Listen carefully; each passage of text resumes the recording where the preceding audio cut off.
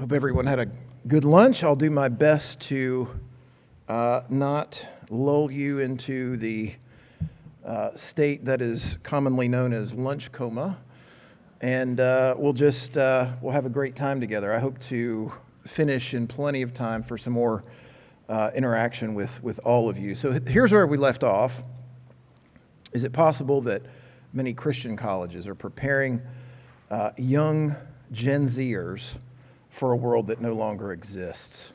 Let's go through just one or two more slides of perceived challenges. This is one that we talked about a little bit. They're debt averse. They have seen how it's crippled parents, family members, so on and so forth. And it can be a good thing that they're really questioning, all right, should I take out all these loans for higher ed? But one downside that we've seen is that it can result in an overly hasty decision for a higher education option that may not be a good fit for them, may not be sufficiently challenging perhaps. Maybe they really could have stretched and been able to in some way afford a Christian education, but they're so debt averse. For them, it's the part to whole fallacy. No, all of it is too expensive. I won't even look into it. Risk averse. They've been taught by the culture to be hyper pragmatic, self-protective. If perceived risks outweigh perceived rewards, they're going to play it safe almost every time. Failure averse. There's no such thing for them as failing forward. So this is a term that is often used, I think, in the tech industry, industries that are, in terms of their culture, iterative, right? We understand that failure is not to be internalized. The nature of things is actually teaching us something about how reality works. Okay, let's try again. And one of the assessments that we use as a coaching culture, as a leadership and life coaching culture at Impact 360 Institute is based on, psychology people know all this, but based on what's known as the 5-factor model. And one of the things that we can gain from those coaching assessments is the degree to which a young person can rebound. What is their rebound time? How quickly can they bounce back from a disappointment, from a perceived failure? And this idea that they can fail forward and learn, it's not a blight on their character that they made a mistake. It can be of huge encouragement for them long term. Declining resilience. Study after study just shows that there's a decline to push through hard things, and it's far worse than it was 20 years ago. McKinsey found Gen Zers reporting the least positive life outlook, including lower levels of emotional and social well-being than older generations. Let me just take a moment to affirm and express support for on-campus counseling services and off-campus counseling services to the degree that you're able to network and help these young people find trustworthy, licensed counselors who would have their best interests in mind, who are experts in their field, but also have the proper worldview to help them understand that, you know what, there is a meaningful way in which Jesus does bring hope. You don't feel that right now, but that's what this being in this room together and talking about these things is all about. Employers are increasingly looking for ways to deal with declining resilience in Gen Z and the millennial workforce. So after the last session, I was talking with several of you, and someone shared, you know what, I'll just say it in general terms. In a Title IX environment, this can be extremely challenging. How do you bring challenge to students when the culture, their social media feeds, their friends, sometimes where they're coming from, back home, whether it's a city, whether it's rural, doesn't really matter. But it's teaching them be angry about everything, and therefore interpret any kind of challenge at all as an assault. In a Title IX environment, that can be extremely difficult, and I understand that. One of the tactics, perhaps, that can be valuable is to, at the right time, whether it's on syllabus day, whether it's over lunch, you have to be the judge, but help them understand, look, what's going to happen after you get your degree at NGU? How do you think an employer is going to react if you say, you know what, I feel assaulted right now? Well, maybe it'll go to HR, but there are probably some pretty sharp HR people who are going to say, yeah, you know, sorry, you're just going to have to build your resilience a bit. So pointing to what comes after this place, I think, can be a way of helping them see, okay, this is an opportunity for me to grow in terms of grit and resilience. And then there are challenges to getting educated Christianly. Now we're starting to get into the solutions. In an environment, an economic environment, where truly almost every single Christ-centered institution of higher education, doesn't matter if you're Wheaton, doesn't matter if you're Biola, doesn't matter if you're College of the Ozarks, every single one of them is a tuition-driven school. And every student, every donor counts means that there is a pressure that all of us feel to admit students so that not just that the doors can stay open, but so that we can live out our callings, right? And so that students that we have an impact on them. But it's a challenging economic environment. In addition to that, you talk a lot about faith learning integration here. And I do believe NGU is one of the more intentional institutions in this regard. I was talking with someone at lunch about an institution that I'm pretty familiar with, and it is at best balkanized in terms of how seriously different departments take the integration of faith and learning. It's pretty strong in this department, but over here, they're pretty much mainline liberals, and to them, if you use the integration word, it's it's all out war in their way of hearing it. So, how can we help our students understand that holistic human formation in some meaningful way depends on all departments taking faith learning integration seriously so that it's pervasive throughout? Now, is there hope? We absolutely think there is. I've given you so many reasons to be despairing of what is in front of Gen Z. But as a people of the book, as people who are redeemed in Christ, we believe there is always hope. We are a hopeful people. He says, in this world there will be tribulation, but I have overcome the world. That is our hope. That is our hope. Taking it from Scripture to the practical ways in which our students can actually grab on, and maybe we try to quote these things to them, and maybe that's enough for some, but others might say, well, okay, show me how. How is there hope? And hopefully we can get a little bit into this right now.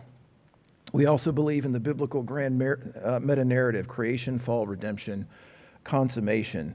Jesus is making all things new. History is headed somewhere, and it is towards consummation. When all the new heavens and the new earth, everything will be new once again. We believe that a holistic discipleship model based on the life of Jesus and one that shows Gen Z the reality that only in Him do all things hold together is the way forward. And that passage in Colossians, does it mean only spiritual things? No, all things.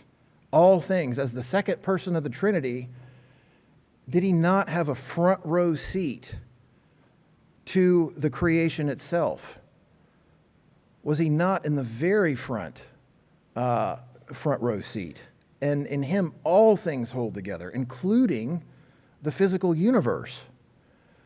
This is one reason why it's so important to have arts and sciences in a university, is to understand how does the created material universe, how does it square with what is unseen and spiritual? How does it all go together? It's all one reality that He made. The need is deeply Christian and courageous higher education. T.S. Eliot, once again, the purpose of a Christian education would not merely be to make men and women as pious Christians. This kind of system, in the end, would become obscurantist. I think that's a valuable insight. A Christian education must primarily teach people how to be able to think in Christian categories.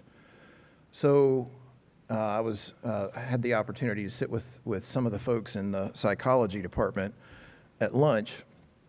Would it be sufficient in this regard to just say a prayer before class and then dive right into the same way that we would be teaching psychology, say at, I don't know, University of Georgia? Probably not. And I can tell you from speaking with your colleagues, that's not their view of it. Thinking in terms of Christian categories, what does creation, fall, redemption, consummation mean for the discipline of psychology? There are some meaningful answers and some thoughtful work that has been done in this regard. Discipleship is the main answer. Now, when I say that, what do you think of? Do you think of mostly churchly type activity? I think most Christians do. It's mostly an otherworldly type endeavor that we can do here in our churches, and perhaps at places like on the North Greenville University campus, in chapel, perhaps with the student life and pastoral staff. But I wonder if we might interrogate this a little bit. So Dallas Willard, for many, many years, was professor of philosophy at the University of Southern California. And those of you who know his work know that he wrote extensively, not just in the field of philosophy, but also in the field of Christian spiritual formation. His works on hearing God, the divine conspiracy, renovation of the heart are, I just can't commend them to you enough. He was a Jesus follower, if there ever was one. But he said that the leading assumption in the American church is that you can be a Christian but not a disciple. Now that rocked me the first time I ever heard that. It was during a talk that he gave, and he asked, do you think you can be a Christian without being a disciple? And then he went on to say, actually, the New Testament knows nothing of a Christianity without discipleship. And I thought, how am I doing on that? It was a convicting moment. We see a church that knows nothing of this kind of commitment. We've settled for the marginal, so we carry out this awful burden of trying to motivate people to do what they don't want to do. We can't think about church the way that we have been. So here is his definition. It's really very simple. A disciple is a person who has decided that the most important thing in their life is to learn how to do what Jesus said to do. In other words, he calls it an apprentice, someone who is an apprentice of someone else. A disciple is not a person who has things under control, knows a lot of things, Disciples are simply people who are constantly revising all of their affairs, not just their churchly and spiritual affairs, all of their affairs, to carry through on their decision to follow Jesus. So what would discipleship look like in other places other than the spiritual? Follow me with his method, and that will be ours as well. So at Impact 360 Institute, we have endeavored to think through, and I would not say we have arrived, but to think through the question, what does a holistic discipleship model look like? The know, be, live model, it is our motto, know, be, and live, we think is one of the keys to fully unlocking the value of formal and informal learning.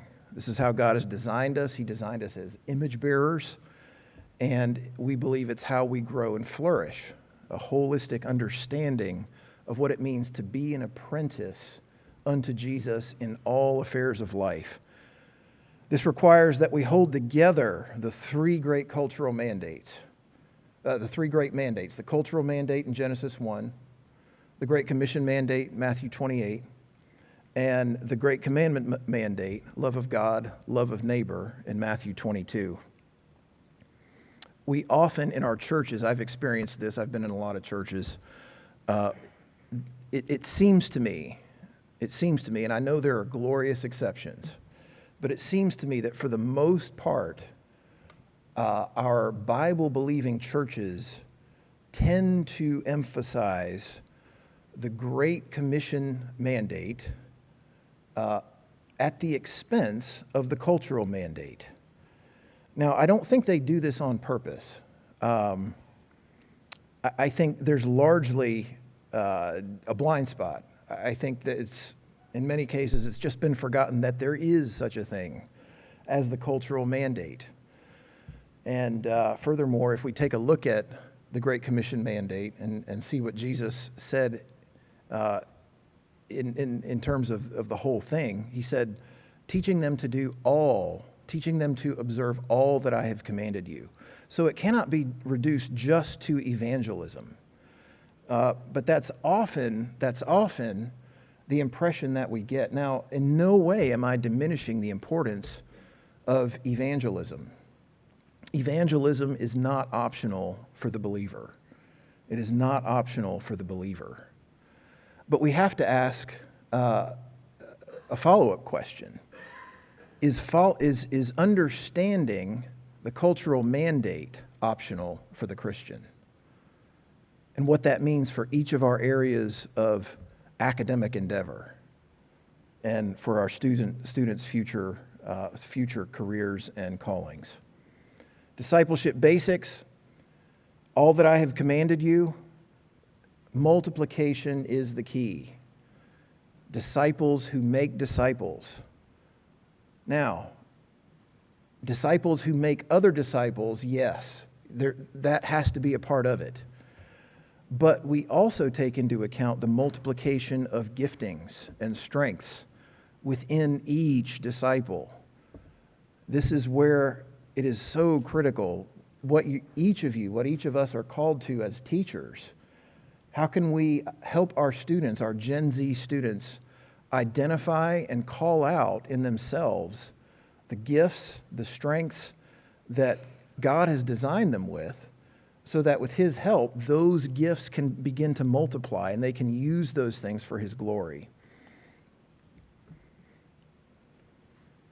So the know, let's go through that. Know Jesus more deeply. Grow in your understanding of what God has revealed in reality, both general revelation and special revelation, and why Christianity is true. This is what we call intellectual discipleship. Let me ask you a question. If NGU on graduation day, or perhaps a few days after, were to send out a survey to all recently graduated seniors and ask the question, okay, to what extent would you agree with the following statement? what you were doing in class each and every day was intellectual discipleship, what do you think the results would be?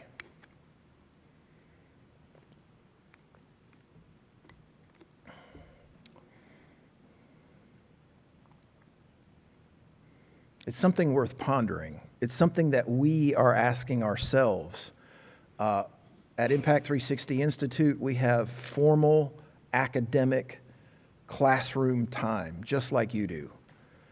And we are wrestling with the reality that not all of our students, when they are in class, perceive that this, yes, this too, in a very important way, is also discipleship. Not in the narrow way that we've typically assumed, but in, dare I say, a more holistic and probably even more biblical way, if we're taking into consideration the cultural mandate. They have not thought of it in those terms. Matthew 22, you shall love the Lord your God with all your heart, with all your soul, with all your mind. This is the first and greatest commandment. And the second is like it, you shall love your neighbor as yourself. And the great commandment is so crucial, folks, because without it, we have the 1 Corinthians 13 problem, don't we? We can become a clanging gong or cymbal if we're too truth-oriented. And then on the other side of it, if our natural wiring in perhaps our fallenness is to be either too truth-oriented, too grace-oriented, we can go off the rails in either direction. The next one is B. Be transformed in your character. Discover your identity in Christ and your God-given calling and authentic community. This is what we would call character and spiritual formation discipleship. This, I maintain, is what the church, the Jesus-loving, Bible-believing, God-fearing churches across the globe mostly mean by discipleship right now. I would like to make the case, as I have been, that it's much more holistic than that. It must include this. We cannot emphasize the intellectual discipleship at the expense of character and spiritual formation discipleship. But I would submit to you that most of our well-intended churches, for the most part, have constructed programs, sermons, Sunday schools, youth programs, so that discipleship means only this. We've got to do it. This is not optional for the believer. But how can we bring the other aspects along with this without diminishing this? Live a life of kingdom influence. This is vocational discipleship. I referred to this in the morning session. It recognizes that we've been saved for a purpose. To the question, okay, what are we saved for? Some might say, well, we're saved so that we can go implement the Great Commission and hopefully other people will be saved. Okay, well, yeah, some are called to that. There's no question. But what about other people? Well, and maybe they come up a little bit short as to why someone would do something else other than a secular job just for the sake of waiting for a spiritual conversation to come up. Do you follow me? Is there goodness in the work itself, even if spiritual conversations don't come up in a natural way in this kind of environment? Think about a lab environment, whether it's an engineering lab, whether it's a biology lab, maybe it's a pharmaceutical lab. Well, what is the main reason a believer would be called to a space like that? Would it be sufficient to say, well, it's great space for evangelization. That's why I would be called to it. Well, it is great space for evangelism, but is that all there is? Why did God create material stuff in the first place? He didn't have to, but for some reason he loves the material world. Are we called to steward it in some way? Yes, we are. And this is why we see in Ephesians 2:10 that we are saved into workmanship. We are saved for the sake of being his workmanship, created in Christ Jesus for good works, which God prepared beforehand so that we can walk in them. Now, there's nothing we can do.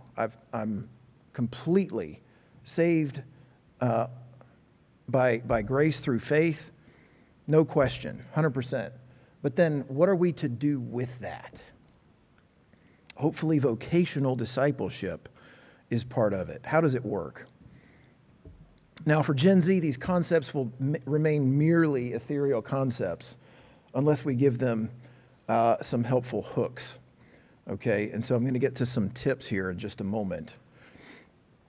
How can we, as faculty, bring both invitation and challenge to Gen Z students as we teach them in our respective fields for how the three great mandates go together? This two-horn distinction between invitation and challenge, some of you are probably familiar with it. We find it to be very helpful, a very helpful construct for inviting students in, especially the ones who perhaps are a little more than a little conflict averse. They may need a bit more in the way of invitation at first. And then as trust builds, invitation isn't going to be enough. We need challenge as well. And that's up to you as teachers to know your students extremely well, in some cases better than they know themselves. Now, application to learning. A disciple is not above his teacher, but everyone, when he is fully trained, will be like his teacher. That is a scary thought to me if I don't rely on the Holy Spirit each and every day. What would it take for us to further understand what he meant by all authority in heaven and earth has been given to me? Put together with Paul's words, by him all things were created, and he is before all things, and in him all things hold together. And that each of the academic disciplines are a faithful way of helping our students see this reality. We as professors are in the business of intellectually discipling our students and helping them see that delighting in God's creation and discovering their vocations and stewarding it and redeeming it for his glory alone is one of the reasons he has chosen to save them in the first place. Is it not true that God delights in his children just because they delight in his creation? I 100% believe that. How will you choose to model to your students an even greater sense of expectancy for what God will choose to do through intellectual discipleship in your classroom as well as outside the classroom? Who has seen this before, the discipleship square? Dr. Finn, maybe a few of you. This can be a very helpful construct. It is designed by Mike Breen in his book, mostly for use in churches. But as I've taken this model and thought about it further, you can take intellectual discipleship, you can take character and spiritual formation discipleship, and you can take vocational discipleship. Each of those sides of the triangle, or the three-legged stool, whatever you prefer, and you can take them around the square in the process. Discipleship level 1, I do, you watch. This is where the master is literally doing just about all the work, and the disciple or the apprentice is watching, just watching. I do, you help, level 2. So the disciple is now taking on a bit of the load, but not the majority of the responsibility. I help, you do. Now the weight shifts in a significant way, doesn't it? So the disciple is taking on more, and the master is the one who is doing the helping, but allowing the disciple to feel the majority of the weight. And then finally, D4, I celebrate you do. This is when the master completely takes his hands off and just watches those eagles soar. Okay? Now, how would this apply? I just made a pretty strong case that discipleship is not for spiritual matters only. You can see if we follow the Gospels that this model really does take into account the way Jesus did things, right? With his own disciples. But what could this look like for students in the university years? Now, I'm not going to make you break up into groups, but I have actually done this exercise with college freshmen and rising college sophomores, okay? I've broken them up into table groups, and I've asked them, what would it look like to expect and to hopefully discern that in reality, this is what's actually happening in your classroom? What if you are in a biology 101 course with lab? How would the discipleship square work there? What about a debate team? What about freshman comp in English? And so on and so forth. The be, the live, apply it to a student leadership role. Apply it to on-campus job or summer internship. Now, it's like C.S. Lewis said, this is a tool, it's not more than a tool. If it's not helpful to you, throw it out, okay? There's nothing sacred about the tool. It is one way of thinking about how we might go about discipling our students practically in a holistic way. What would it look for you? If you're hard sciences, raise your hand. Okay, so you can probably see already, especially in the lab courses, right, where you have to take students around the square in order for them not to blow the place up, for one thing, right, or burn themselves or worse.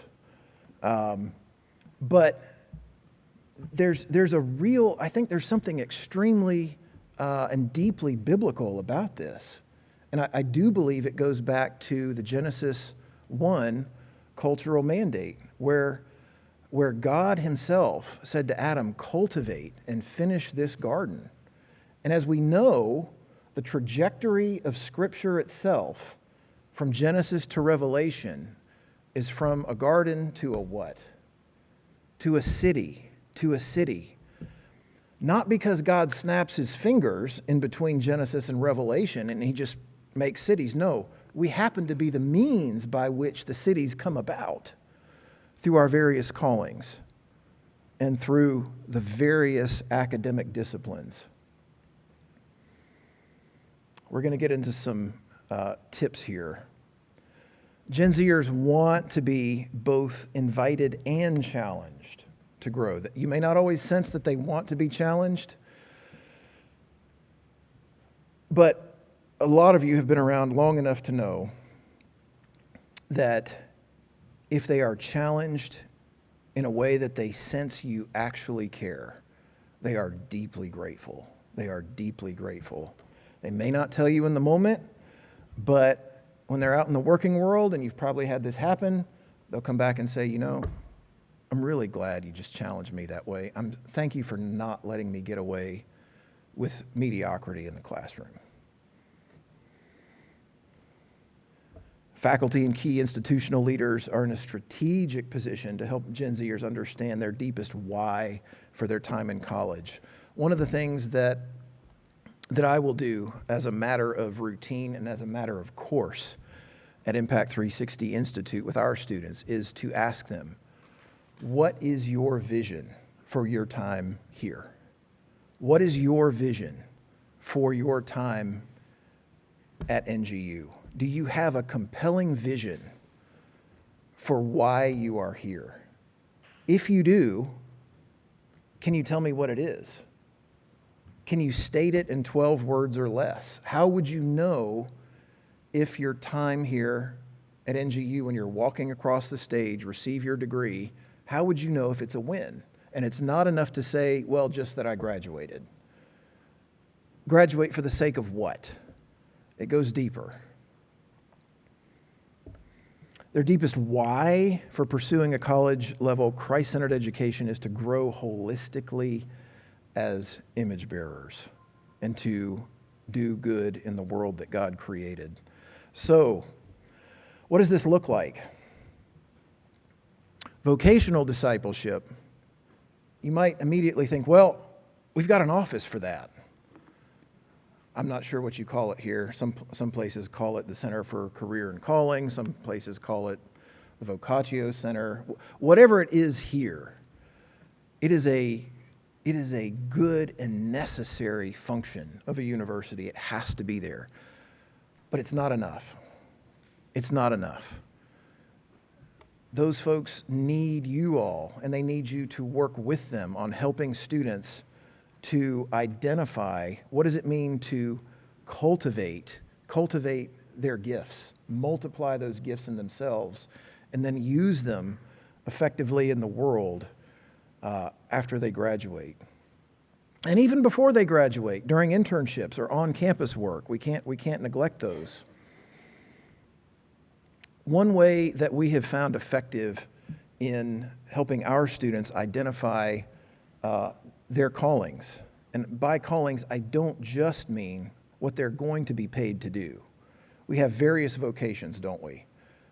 Martin Luther went through this at length, and I will not.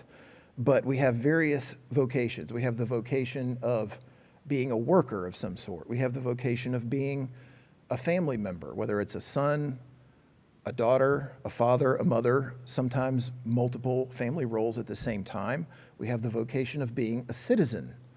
That's something that our students typically don't really think about. So in helping them to understand their why are they placed on this earth? Their purpose. We have come up with this model called discern, develop, and direct.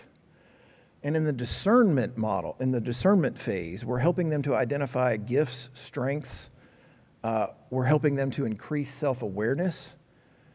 We're helping them in themselves to identify obstacles to forward movement and why Christian community is essential. Gift and strength cultivation, building resilience by making failure a friend. These are regular conversations. And then seeking to proactively strengthen the desire for the work itself by valuing the dignity of the work over how it feels to do the work. Remember, this morning we talked about how one of the lies that this generation is bought into is based on feeling. And if we can help them distinguish between the value and the dignity of the work itself, and to understand that the work itself is good, even if I walk away from it that day and think, boy, this was a really crummy day,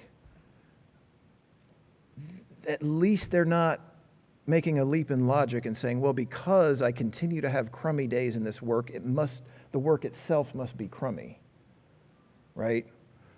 So, a valuable distinction. And then finally, direct. Increased intentionality in this phase means looking to say yes, mostly to opportunities that are in alignment with how God has designed them. Now, in our way of doing this, we mix the know, be, live holistic discipleship model with career assessments, leadership assessments. We pair them with Jesus-loving coaches who have been trained, and we find that when we challenge them to go through a process to come up with their life purpose statement, in 12 words or less, it is utterly transformative for them. Utterly transformative. And we help them understand that once you come up with your statement, it's not a static document. The Lord is revealing to us year after year after year more and more of how those gifts and strengths are multiplying within us and how His Holy Spirit is doing that with us. And so therefore, revisit your purpose statement at least annually to make it more and more accurate to how God has designed you. Now, for you all, what does it look like here? What could it look like? Discern, develop, direct. This is something I've challenged other academic environments to think about. I don't know all there is to know about your current advising model. But one thing that's helpful to do is perhaps a SWOT analysis of it. What are its strengths? What are its weaknesses? What are its opportunities? What are its threats? How often is the advising model itself brought under scrutiny to ask the question, how would we know if we're winning? How would we know if this model is producing or at least encouraging the outcomes that we're hoping for? I strongly suggest, and this has been tested by a number of traditional higher ed institutions that you see here on the screen. See if you can invest in a number of you taking ICF accredited life and leadership coaching training. You don't have to be fully certified by the ICF. That stands for International Coach Federation. So coaching, life coaching, leadership coaching, career coaching has become, it's just mushroomed in the last 20 years. You may have seen this. I went through a couple of certification processes and I started to ask the question, okay, how can we take the best of this, of an open-ended question-asking approach to help our students discern, develop, and direct their various vocations, vocational discipleship. So take stock of what your current academic advising model is able to do and what it cannot do and make the necessary adjustments. Select and train student life and career services professionals to get certified in personality and career assessments. Now, let me say this again. These are tools. They're not more than tools. So one of the things we always tell our students is, look, you are not reduced to the results on your page. Be careful of that. At the same time, if you're someone who is inclined to be dismissive of results, remember that it's not less than a tool. If these things have gone through the proper vetting process, they are incredibly empirically verifiable with regard to validity and reliability. Another important thing is make sure they don't cost a lot. Make sure they don't cost a lot. Now, why am I including the J-curve? What is the J-curve?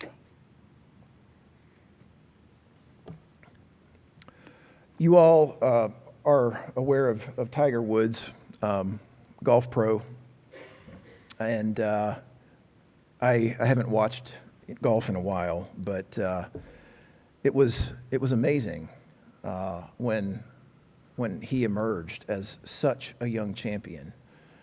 And some of you who keep track of the sport, who play the sport, are going to get the details more correct than I'm about to.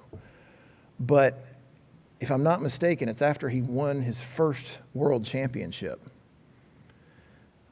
It was no less than about a week after that, he started to reinvent his golf swing. Reinvent his golf swing. Why did he do that? He was already at the top of his game. Well, he had the foresight to see, I'm not always going to be this age. There are younger, perhaps more talented individuals who might just catch me if I don't rethink what I'm doing. And Did he not go through a dip when he started to reinvent his golf swing? That's what we see in that line that goes below the current status quo.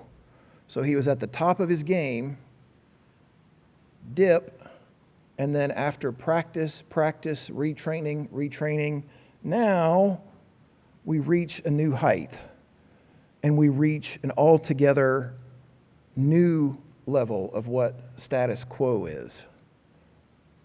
One that perhaps he could have never envisioned.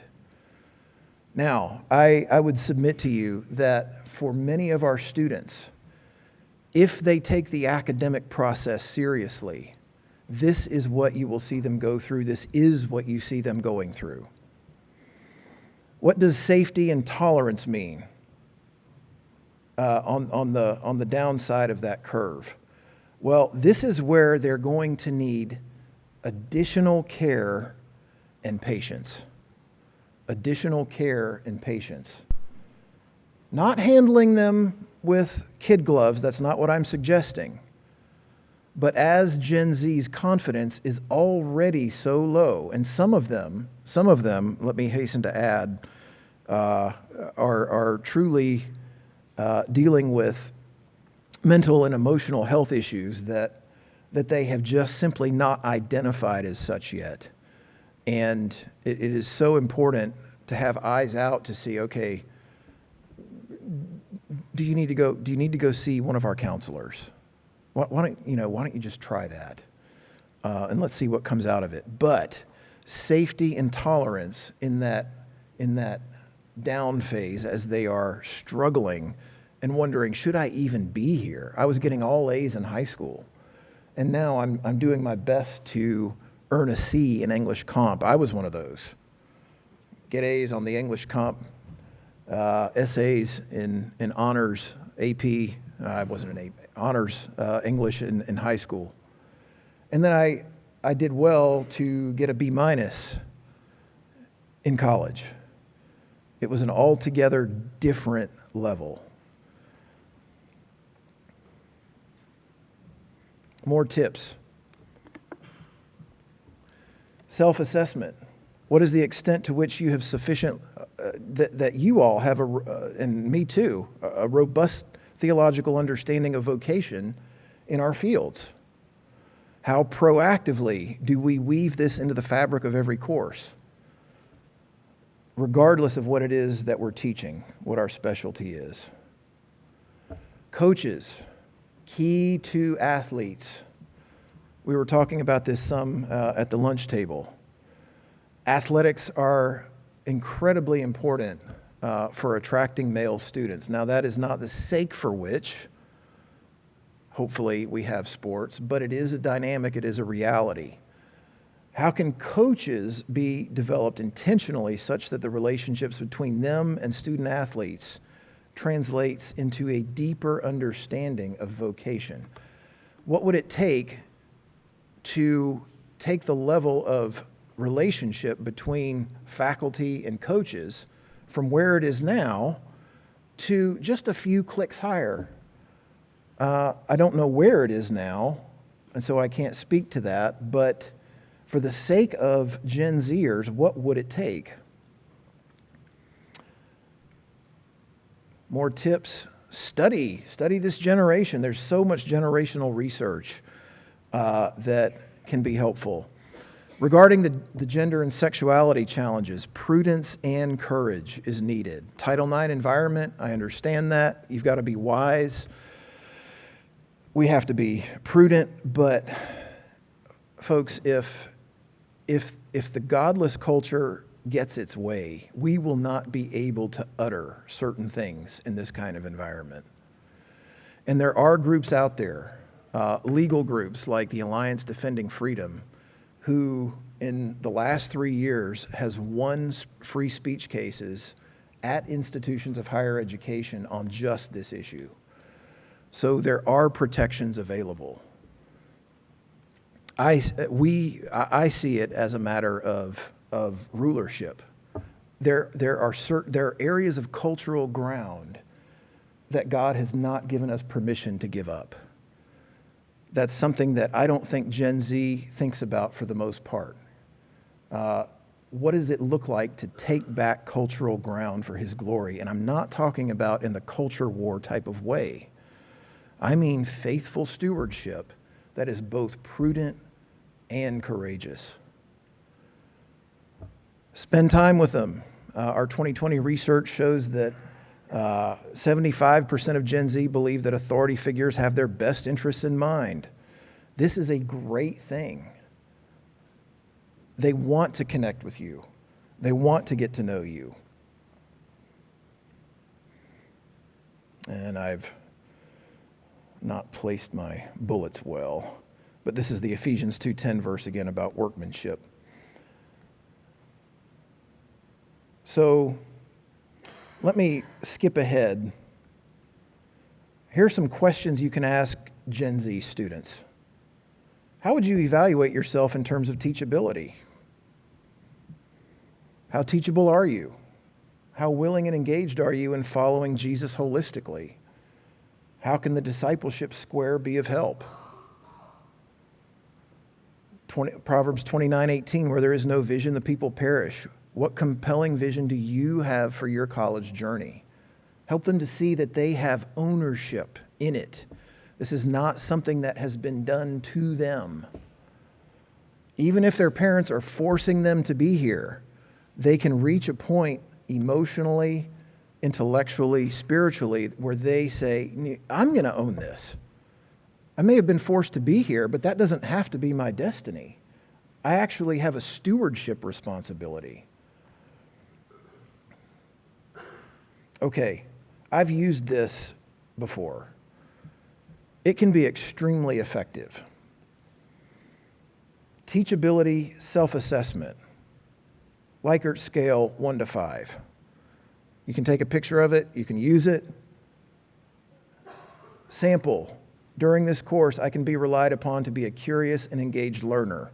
1 to 5. Let me skip down a bit. I am mentally and emotionally ready to ask questions and make observations from a place of authentic curiosity more than from a need to be right. 1 to 5.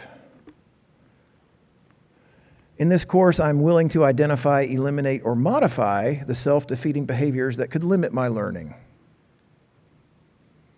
Now, if you offer this to your students, you could choose to collect it. Just tell them, don't put your names on it.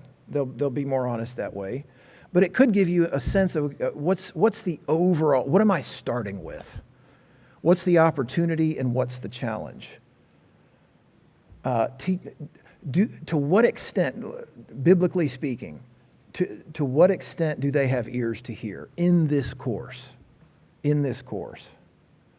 And then finally, as a free resource for you, if you go to genzlab.com, you can sign up for free. There are all kinds of virtual resources available to you if you just send in an email address, and it can take some of what we've talked about here and go even deeper.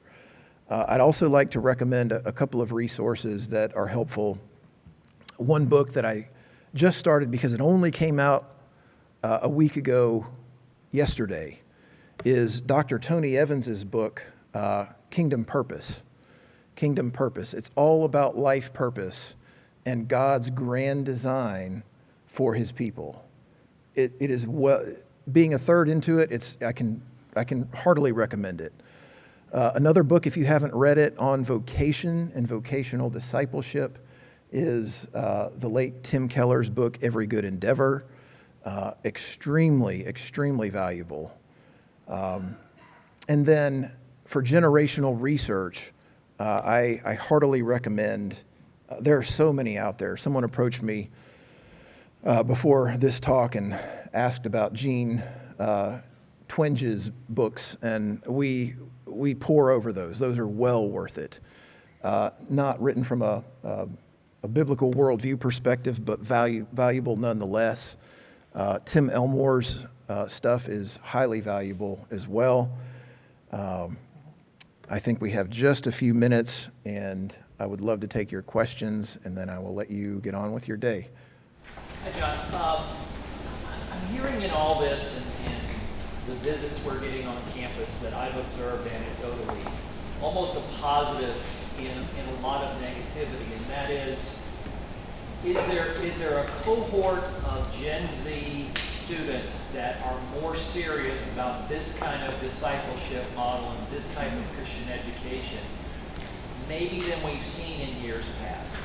And that doesn't mean that Christian colleges aren't going to face challenges, but could it be that in the past we've gotten these numbers like the big booms in the 90s of more marginal folks, but with Gen Z, with Christian students that are seeking us out, really want this kind of intentional intellectual discipleship you're talking about? Thank you, Randall. That's been my experience. Now, sometimes what I find is that it takes a number of conversations before they realize that they're waking up to the reality that you're talking about. They realize that the full gospel is so much bigger. As I think it was Schaeffer who said, man is not just a soul to be saved. And once they see that, she is a soul to be saved, but there's so much more while we're here. And it's to do those good works. And once they figure out, oh, I can be an engineer to the glory of God. I can be a nurse, a physician's assistant, a business owner to the glory of God. Tell me more about that, because I see how God has designed me in that way. So I do think there's something to that. So far on your research, did you found the common characteristics Gen Z consistent for both Gen Z males and Gen Z females, or certain characteristics more pronounced among young Gen Z males compared to, say, young women Gen Zs? Yeah, that's a great question. And in the research that we did with the Barna organization, I do think that David Kinnaman and his team split out that data. I don't have it at my fingertips though, but it would be worth looking at.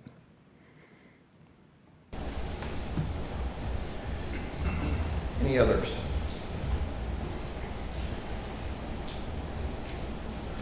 I'd just like to say I'm delighted to get to know about this because I actually teach today's student in the doctoral curriculum. And I use the Twin book, but this is a whole new thing. So thank you very much. Well, you're more than welcome. You're more than welcome. It's been a pleasure being with you. Yes, sir.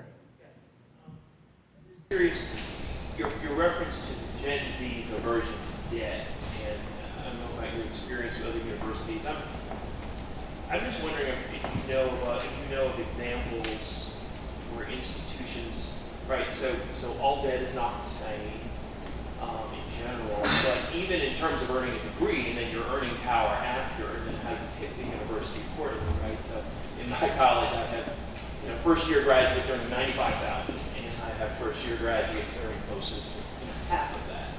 So therefore, it matters how much debt you have based on what degree and what career path you choose.